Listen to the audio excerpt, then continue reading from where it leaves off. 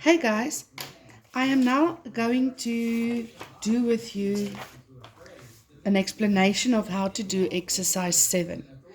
In the previous video, I've marked exercise 5 and we've marked exercise 6. Now I'm going to do an explanation of how to do exercise 7. But there's an example of how to do this on page 4 in this booklet. So I'm now working, remember I said to you we'll do this one a little bit later. Now is later. So if you can just turn to page 4, then we will quickly do this example as it will help you with exercise 7. Now, it's actually using all the stuff we know up until now. They tell me sin 40 is equal to P. And then the question says, I can just bring this up again, write in terms of P. So they want you to write all these questions, the answers, in terms of P. But P is that. So basically, they give me number 1, that is sin 140. And using our reduction formulas, remember, reduction formulas, if I can just give you a quick look at this again. These are my reduction formulas. I'll use these as well, but not as often. I'll rather use the reduction formulas. I only use 90 if I don't have another option. Never out of choice. So 140 I can write as 180 minus 40. It's in the second quadrant. Sin is supposed to be positive. But now look at this. Sin 40 is P. So I've written that thing in terms of P. Simple, no? Let us look at number 2. Number 2 tells me it is sin 220. Now sin 220 is 180 plus 40. Now this is in the third quadrant where sin is negative. And basically then we just say minus P. Can you guys see? It's not that difficult. It's just another way of asking all of these questions. Let us have a look at number 3. Cos 50. Oh dear. This is a problem. If we've got cos 50, now I can use the 90s. Because what do I know about 90? What does it do? 90 changes cos to sin, and it changes the angle to its complementary angle. So in other words, if I'm not even going to write the 90, I'm immediately going to change it to the angle that gives me 90, and I'm going to change cos to sin. And that is P. Simple, no? So if I've got two complementary angles and I want to go from cos to sin, then I just use that co-function rule.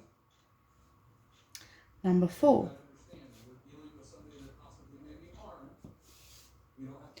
This one, I'm going to use a reduction formula, 180 minus 50, cos second quadrant negative.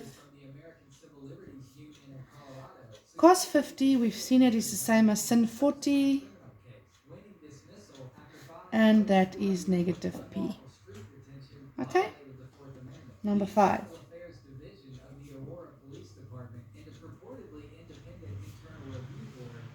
So 230 is 180 plus 50. Cos third angle or third quadrant is negative. We know that this is sin of 40. Remember co-functions, complementary angles, so that is minus P.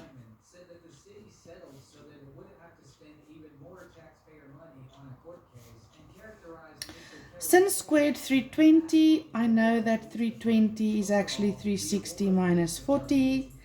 I don't care about the fact that that makes sin negative because it's squared. So that's going to stay positive because of the fact that it's squared.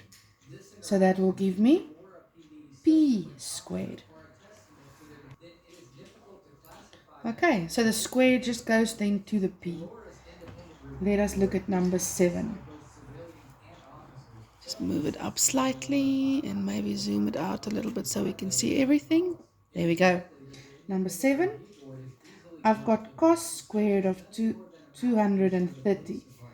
Now, we've already seen that 230 is 180 plus 50, but it will not be negative because it is squared. So it's going to stay positive. And then I'm still going to use my co-functions to change it to sin. It'll just be squared. Sorry, that must now be a 40, which will be p squared. Right, this one is a little bit different, and I need you to focus very clearly here. Okay, Diana, you're still awake? Good. Okay, so cos 40, remember my aim is to go to sin 40. It was easy when I had cos 50, because these two were complementary angles. But 40 and 40, they are not complementary angles. They don't add up to be 90. They add up to be 80. They're not complementary. I cannot use co-functions. So I'm going to use another method. To do this one, I'm going to draw a little bit of a sketch. And it's a 90 degrees triangle. If they give me sin 40 is equal to p, it's actually p over 1. Don't you agree with that? Now, if this is the angle of 40, sin is opposite sin no one, opposite over hypotenuse. Opposite, so that's p, hypotenuse is 1. Now, who can tell me? How can I get this one? I hope you can get it right. I think I'm hearing Lucy Ann saying something. Hope it's right. We have got Pythagoras here. So basically, we can say it's 1 squared. To get this right-angled side, I must say 1 squared minus p squared. And it's all under the square root. This will give me 1 minus p squared. Please be careful that you don't cancel the square roots both. It's a subtraction sum. I can't cancel the square root on both of them because they are squares. So this side will basically be 1 minus p squared. Now, what is cos of 40? Cos of 40 is adjacent over hypotenuse. The adjacent side is now this one. 1 minus p squared under a square root. And the hypotenuse is still 1. But I don't really have to write something on 1. So this will be my final answer. And then there's one more, number 9. This one is tan 40. There's no way that I can use co-functions, and either way, those angles are not complementary. Okay? So I'm basically going to use this thing again. This time I'm just going to use tan. What do I know about tan? Tan is tanoa, opposite over adjacent. The opposite one is p.